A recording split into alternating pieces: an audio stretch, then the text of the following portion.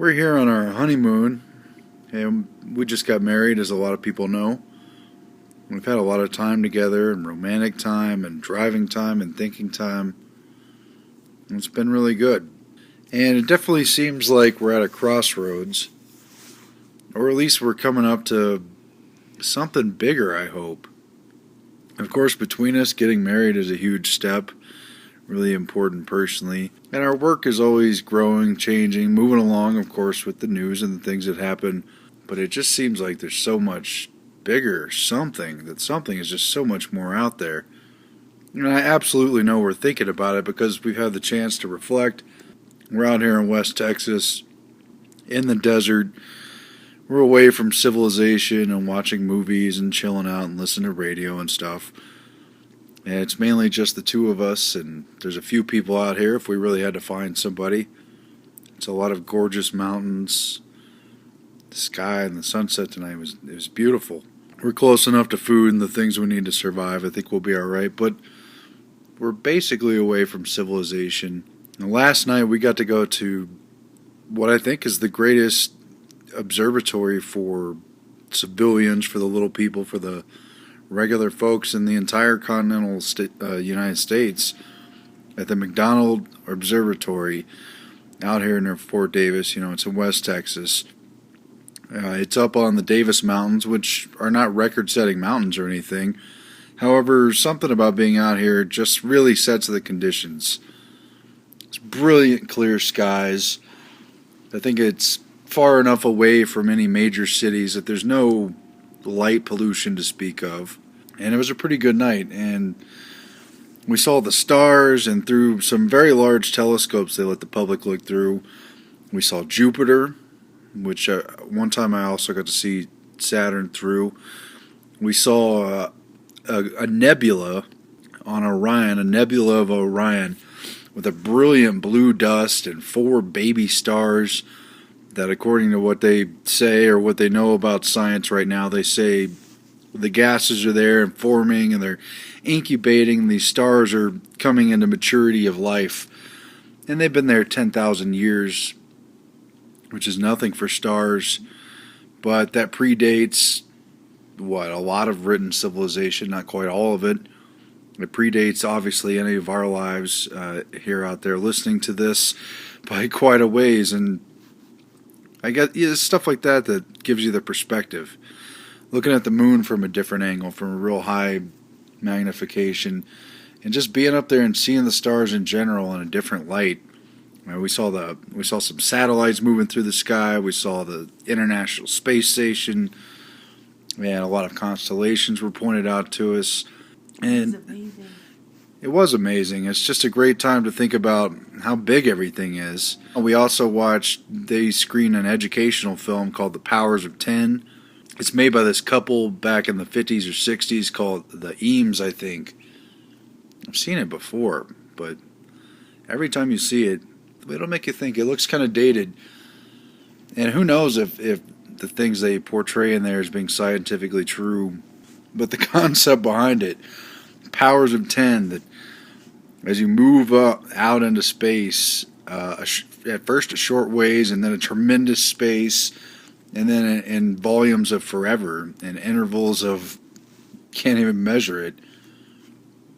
It's so clear that our lives are incredibly huge, and everything we're interacting with, we seem in such a limited paradigm, and things are set in a certain way, and it's so hard to beat the powers.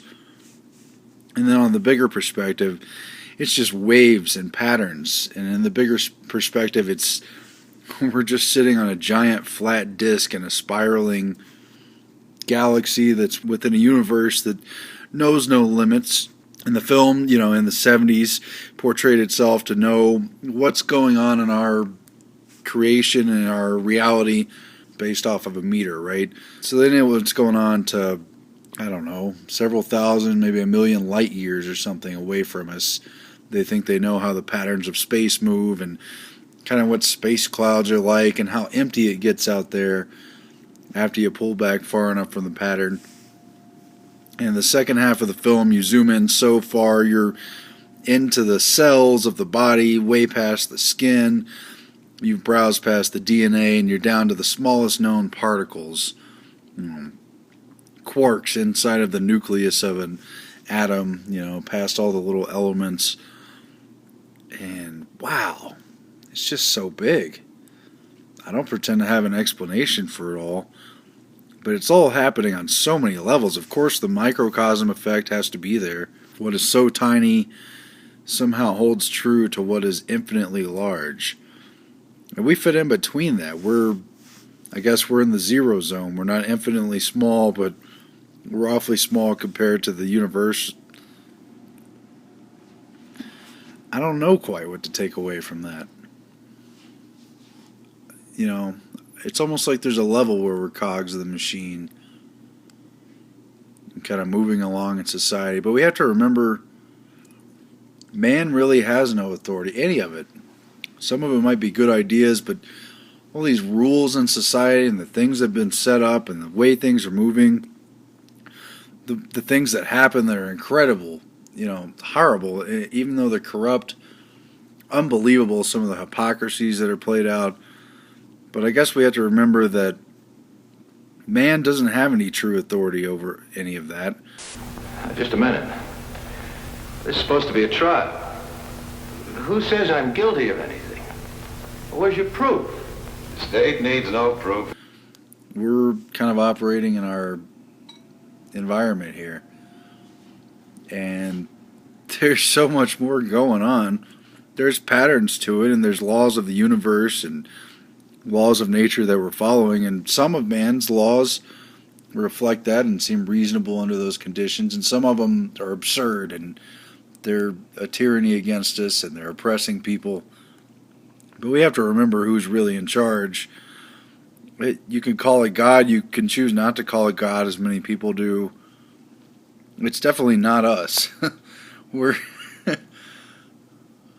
gosh, we're not even insignificant. We're just... There are two worlds or realms, the physical and the spiritual. One of these, the spiritual realm, cannot be seen or known by the physical senses alone. But we could still be pivotal to it all. It's like we can shine.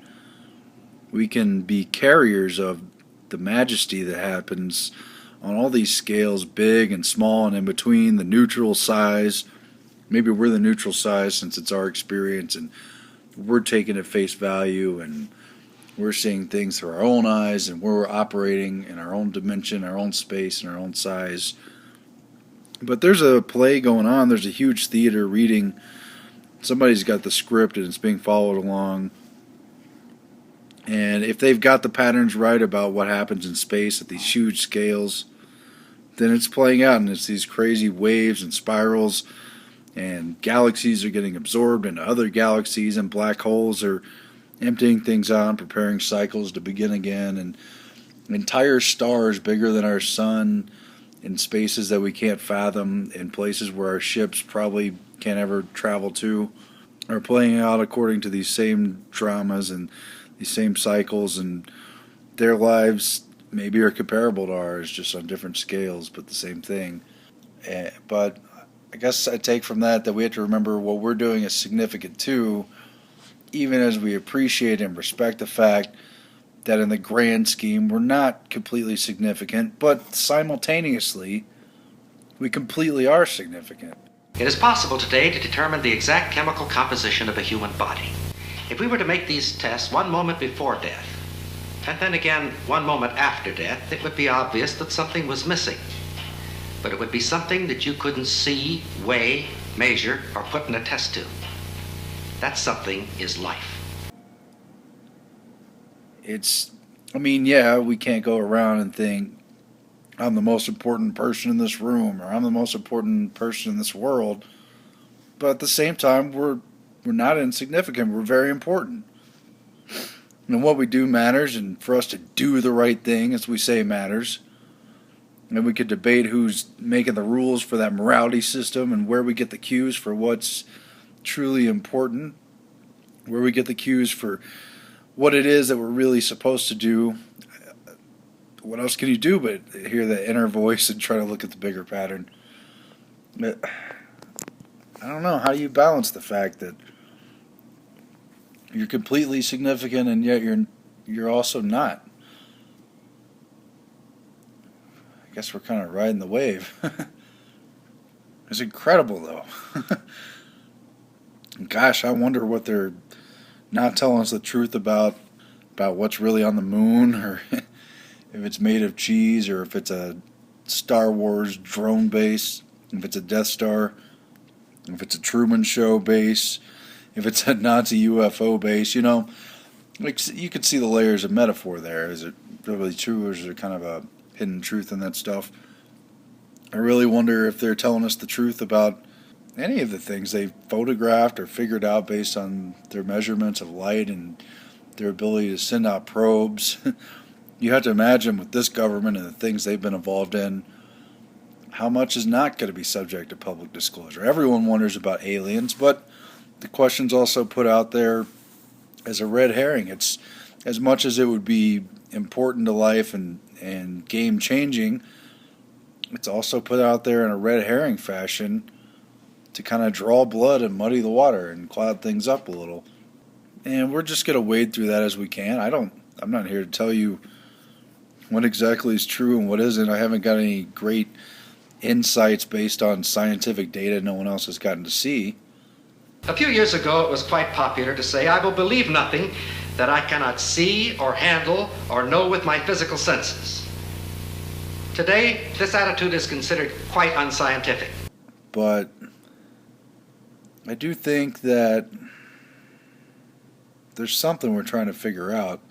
And I feel strongly that, as small as I am in the true grand scheme of things, and as hard as it is to even change things on the scale of man, with the corruption that's set in and the powerful people and their money, which is just as much an illusion as any of man's authority.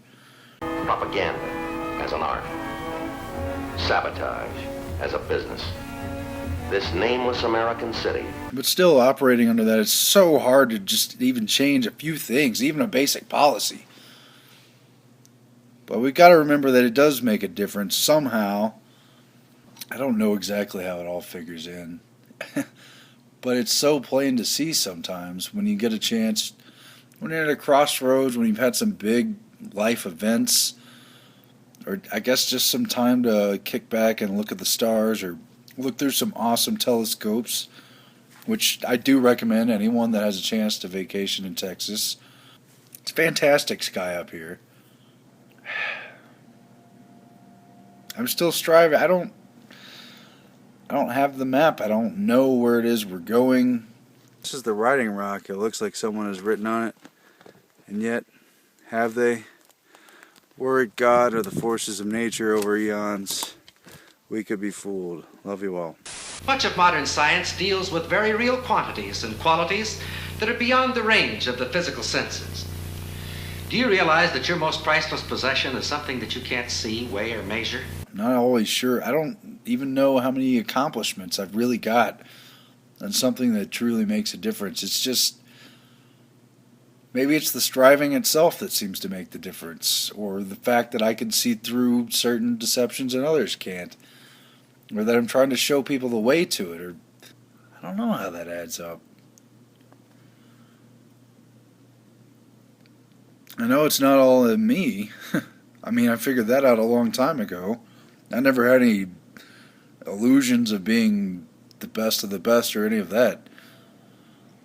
And yet, my raw experiences seem to affect other people, and the path I'm on sometimes seems true, and I get reinforcements from invisible supporters and shining cues from symbols and star-lighted dots along the path that maybe I'm on the right trail. Or maybe I'm totally lost in the woods.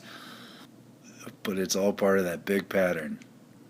I feel like I got just kind of a bit, just maybe a little tiny glimpse of it all. Just for a second. It gets difficult, to try to do the right thing with this reporting, and wondering if even covering the news matters half the times. It gets difficult to keep covering this stuff day in and day out anyhow.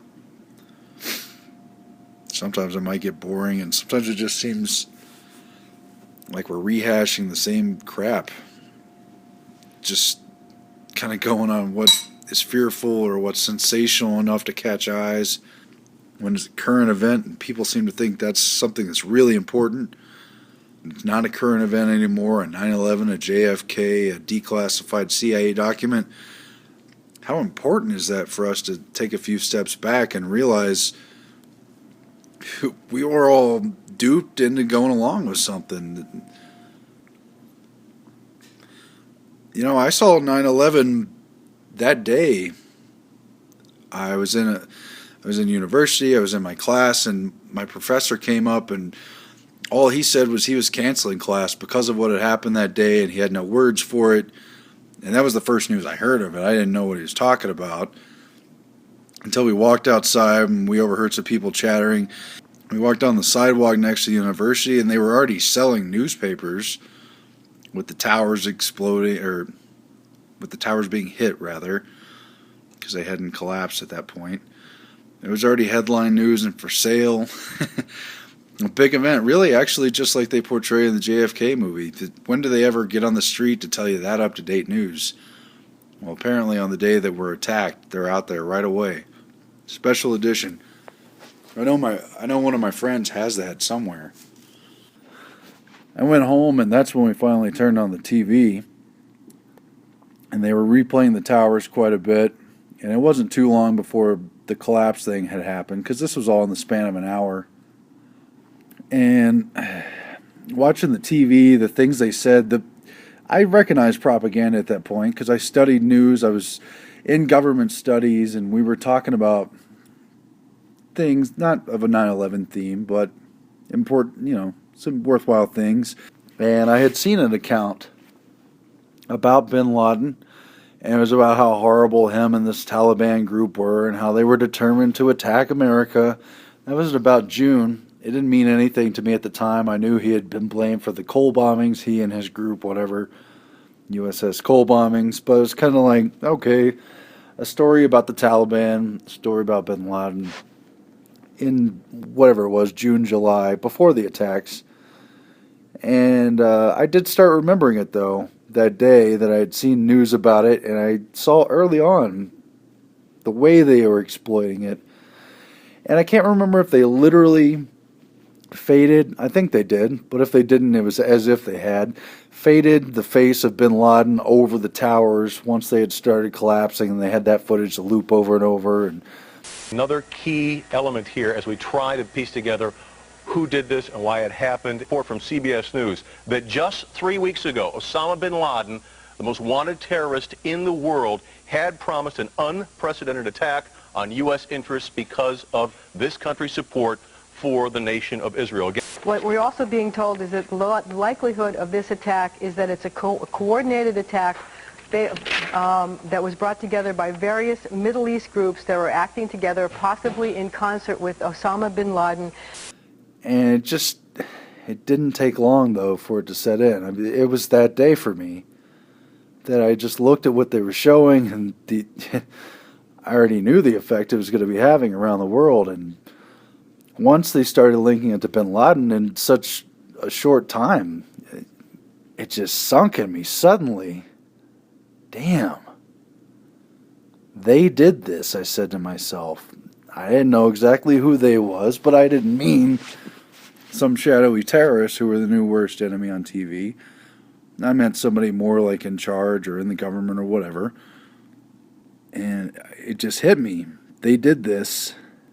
And I started thinking about the bin Laden propaganda, and my stomach just sunk. And I turned off the TV. I didn't watch any more for the rest of the day. But it was weeks that went by. And obviously that was just about the only thing anyone seemed to be talking about. And in particular, I remember everyone seemed to have known somebody, somehow, that had been in the towers that day or died in the towers that day. But everyone became suddenly connected to that place. Somehow, you knew somebody. It turned out that someone you knew through someone, the Kevin Bacon effect, had happened on those towers. And whether you did or not, that was the feeling you were meant to have. Was the connection to those towers and the attack and the official story of it, and the fact that it was supposed to be this attack on all of us, which it was, but the truth of it was twisted. And I just had that sinking feeling that day, like, oh no, they did this, and these people are going to believe it, and I felt so disconnected from everybody. I didn't know a thing what to do about it. I wasn't a truther or an activist for 9/11 for years. I didn't know about the theories, which I think probably have some serious merit, about how Building 7 fell and the possible use of explosives and the various government conspiracies surrounding it, all the involvement of the Bush administration, the PNAC, and everything else people who are informed on this have heard about. That all came later, but that day and in those first few days and weeks, it really hit me as a mass-level propaganda effect. And I vowed to myself not to watch a whole bunch of TV because I expected it. I literally expected it to be brainwashing. And we all know that's what happened. And I don't have any other special insights other than I saw it coming, that this would be used as a mass conditioning effect. Didn't know, obviously, where they planned to go to war or what exactly they planned to do with it, but I saw it being used as a propaganda weapon, as an event of brain distortion. Okay, that's what I saw coming that day. So I saw 9/11 not from a theory of this one particular set of events happen, and if it's disproven, then everyone can go home and believe the government again. I saw it as a mind warp, and it happened, and it's there, and whoever becomes the authority on this, under man or just under the universe, they can sort out just exactly what happened. But I feel like here under this gigantic universe with all its levels and planes of existence and perspectives that diminish or enhance things and make them seem important, you know, it's those kind of events that when you really kind of noticed them and noticed what they did to people at the time it was happening, I mean, that's why I'm here on this journey. It's moments like that where everything's changing and you're in a perspective to see that it's changing. What is real? How do you define real? If you're talking about what you can feel, what you can smell, what you can taste and see, then real is simply electrical signals interpreted by your brain. What to do about it, I'm not quite sure, but I never let go of it, you know. And I was thinking earlier about that quote from the JFK movie. Well, I can't quote it, I could paraphrase it. All the pursuit of the JFK, what really happened with that assassination, completely twisted, and an even bigger mind warp, because it was a time when there were only 3 television channels, and the conspiracy death of Oswald was the first televised death ever seen on TV, and it was real, but at the same time, in the sense that there was an unseen conspiracy behind it, it was also not real, and was used a great propaganda effect, and probably multiplied the already shocking effect of the president's death and assassination in the time and days of television. Think about what that did to people. Everyone who could get near a TV got near a TV and seeped in that stuff. All the things they said. They watched someone die, the violence of that trauma going out on the airwaves. And they soaked in the propaganda aspects of it. What should be done about it. How we should think differently about society because it happened. New safeguards that should be adopted, and anything and everything. I mean, gun control was introduced in part because of the murder of JFK and Bobby Kennedy and MLK, right? Later in 1968. All these things happened that were so pivotal in the 60s.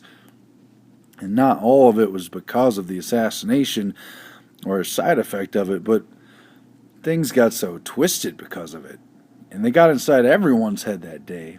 And anyone who cares to be honest with themselves and look at the evidence can see that it's obviously a conspiracy. I've got my inklings and my idea of how the story goes, and so does everyone. Who knows? Okay? I mean, I do feel like I kind of know, but still, who knows? But what is certain, let's be certain in that uncertainty, because we weren't clued in on it, okay? Let's be certain in the uncertainty that there was a massive warping that day. Whatever happened, if the if an alien had come down from the sky and pulled the trigger, the point is they still showed that to people and used it to its full effect, and they blamed it on people who hadn't really done it, and they used it for foreign policy that was twisted and corrupt, evil, of course. That's what we could see. We can't see the full perspective of everyone who's in on it to a detailed perspective, but no one will do time in any earthly prison or man-made punishment for that crime because that was what was decided. That's how powerful the conspirators were. I mean, it's pretty much a done deal, but you could see it. It's, we watched Old Man in the Sea today, that Ernest Hemingway. There's an animated version of the short story he watched, and I was originally quoting from the JFK movie, the Oliver Stone movie, where they quoted from Old Man in the Sea, and they told Mr. Garrison that his case, he said himself, his case was like the Old Man in the Sea. He had the big fish, but he was so far out there at sea. And there were sharks, there's blood in the water. I mean, the whole real fish got eaten. You could see the carcass there. When he got to shore, everybody could see that he had caught the biggest fish anyone had ever heard of. But he didn't actually have it. But he still rode that wave, and yeah, that's like a pun intended. He was out there in the grand scheme of it all, and he could have died at sea. He would have even been happy to die at sea.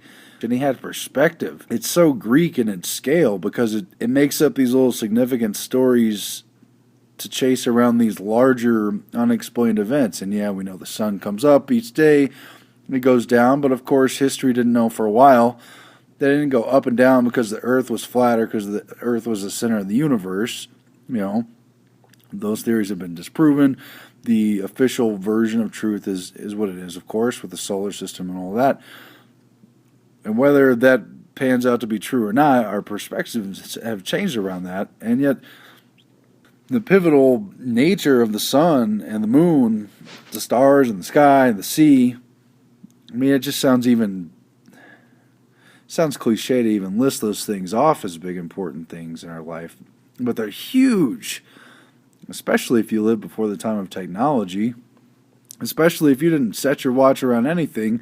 You woke up when the sun came up and you did certain activities by night, and you found your food by the sea or by certain areas of the land because of the way that the biggest natural events happen on a daily basis. And there was a larger perspective whether or not you understood the scientific meaning behind it. And if there were violations of that nature or distortions of it, you saw it from your relation to that nature and from the relation of that nature to those things that weren't in harmony with it and were in violation of where it's going. And today we're so distorted with the age of technology, they could tell us the snow is black. That's what Bertrand Russell said in The Impact of Science on Society. They can brainwash kids in school, and they know how much it costs to teach them something that's so absurdly wrong. It's stupid, and it's going to confuse their whole lives, and it's going to cause them to live under false illusions. I mean, look what's happened with the technology. We've come out of touch with the most important things. Yeah, we laugh at someone who hundreds or thousands of years ago might have thought the sun rose around the earth. But unlike that person who didn't have the benefit of scientific knowledge, who was ignorant of that scientific fact, that person, however, had perspective on why it was important and why his own life needed to be in harmony with that great celestial movement. And perhaps he was part of a society with a ridiculous story about the stars he followed, if he was a mariner and on an ocean at night, or that he saw with his children, his wife, his family, as the sun set and they took shelter and went through their day. And it's great that we moved on from that and that we have light and we can cook food in our stoves and that we have scientific knowledge of how the earth works in relation to the universe. It's great that we have advanced knowledge where we can get good knowledge and where it's true. But what's not great is how much we've lost connection with the true perspective of why those things matter. We should move this technology forward and embrace it, but realize too how it's killing who we really are and how we're such city boys and city girls and so hooked on this stuff that not only do we believe vicious lies and really stupid crap. Did you know the ancient pyramids were actually a mistake? That's on TV and movies. Really ignorant, stupid, pointless crap sometimes. But that when we do come out into nature and more into the wilderness, I feel so bewildered by the movements of the sky. One of the most intriguing discoveries in modern science is the fact that there is nothing in this world that even approaches what might be called truly solid. We speak of solids, liquids, and gases, but these terms describe superficial rather than basic properties of matter. It's completely magic. Melissa just says magic. She's listening to me rant. It's completely magic, but I mean, I'm not only ignorant of a lot of the scientific explanations. This piece of steel and any so-called solid substance on this earth is almost entirely empty space. I'm not really from a scientific background or anything, but from a mankind and his environment perspective, I feel like a fish out of water, okay? And we're staying in a hotel. That hotel relies on technology. We're eating out of grocery stores. And although I know theoretically how it would work, what would I really do if I was out here and it was just mano-a-mano, nature, sun, moon, and water where I might find it in this desert area, and mountains? Not to mention all the wild creatures, many of which could harm me out here. What would I really do? Am I really better off for believing little fantasy lies from a group of men that we have been beaten into submission to recognize as our authorities, our betters, our superiors, to give them the benefit of the doubt whenever something doesn't seem to fit into place, to listen to the crap and the bullshit they play on TV? Are we really better off to go to these schools and learn these dumbed-down facts because everyone's not smart enough to learn that yet? It's up to you to get to class on time, prepared for the test, or whatever else the teacher has said the period will be devoted to. And, well, they got to teach it in a way that everyone can understand. And, well, hold on now. We're all kind of marching in a line here. Are we really better off for going down that path when so many of us are completely cut off, despite all these advances, with the meaning of who we are on this planet and in this great universe? This isn't me. This is just the house I live in. Cut off my hand, that isn't me.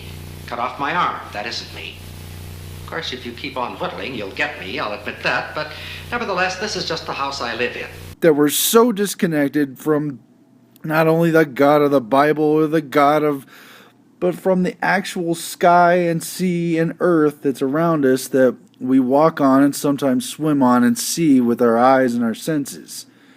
Completely cut off from that. No real connection. A very minuscule, a very grotesque and stripped down and insufficient relationship with God, with this earth and with the true nature of everything. We become less than men, not more than men, through all this technology and through the organizational technology of our society. It's backward. When we see such a complex mechanism as this, then remember it's no larger than the head of a pin. Man's best traps look strangely cold and ineffective by comparison. Man's progress has not been due to discovery of new things, but merely to the uncovering of principles and devices that God ordained in nature. We're lambs to the slaughter. We're dumbed down people. We're little ogre trolls for them to march into submission and suck off of, to use as a buffer from someone stronger or more connected who might rise up and tell people what to do. We're insulation and buffer and fodder to our own possibility of changing our own system because of the crap we believe in the groupthink that allows us to march obediently into line into what a lot of people know are lies, and march obediently in line into this limited, disgusting, twisted and for those that can see it being twisted, even when it happens, Whatever it is that is really you or me is something that no man has ever seen. for those that have eyes to see and for those that have ears to hear, is it not finally time to stand up and just say that our society is a farce, that this authority of man is an illusion, and it's a really bad joke on nature and the universe? To really let's just admit to ourselves that, yeah, obviously it's not really worthwhile to choose between a Bush and a Hillary. A Bush and a Clinton, a Jeb and a Hillary, or a Ted Cruz or a Rand Paul or any of these other dweebs. Neither is it in our interest to elect a Stalin or a Putin or a Bin Laden to lead our tribes and etc., unless they're at least at a bare minimum enough in tune with nature that we can be honest with ourselves about what's really going on, even if our condition's not real good, even if we find ourselves actually totally alone and in exile from that technological society out in the desert with not even enough to eat or shelter. But maybe we would at least have the substance of truth enough to realize whether or not we were in tune with nature and the sky and the sun and the moon, in whatever little measly conception our distorted, puny, stunted, untrained, non-muscular minds could figure out of what God is supposed to be. Before we can see or enter this spiritual realm, a change must take place in us that is so fundamental and far-reaching that it can best be described as new birth. Kind of at a crossroads here. And I think Melissa is too, and she could say what she wants to say about it when she feels ready.